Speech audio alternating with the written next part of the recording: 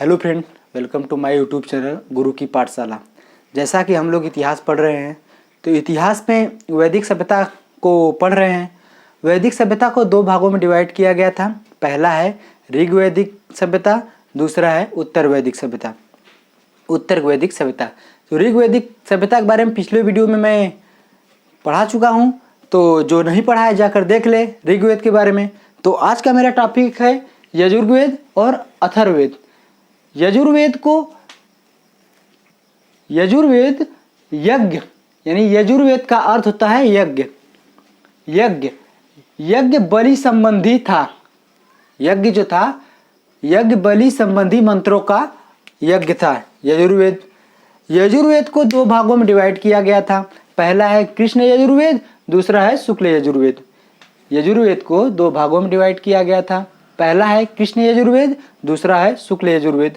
शुक्ल यजुर्वेद को वाजस्नेही संहिता कहा जाता था।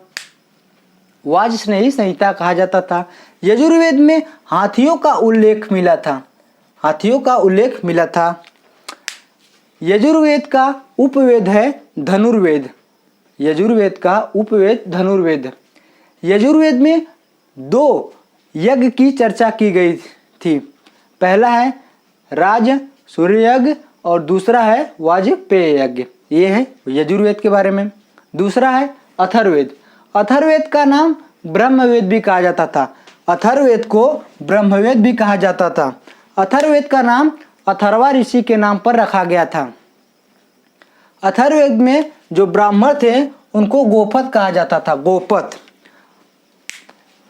इसमें 20 अध्याय है और 731 सूक्त और 6000 मंत्र। अथर्ववेद में जादू और टोना, भूत प्रेत और औषधि से संबंध मंत्रों का वर्णन है। जादू टोना, भूत प्रेत और औषधि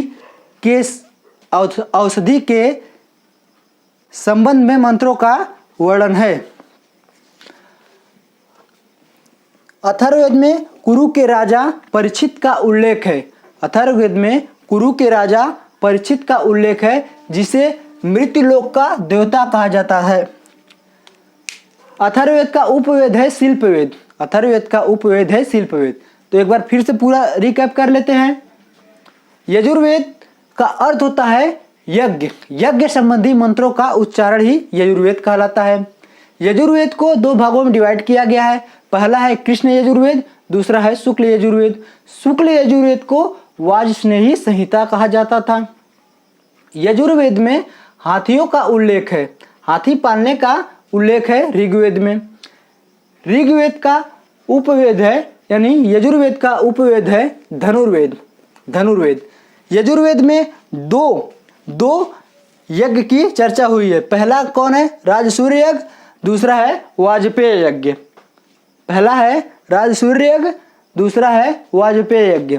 अथर्ववेद को देख लेते हैं। अथर्ववेद का अन्य नाम ब्रह्मवेद कहा जाता था। अथर्ववेद का नाम अथर्वा ऋषि के नाम पर रखा गया था।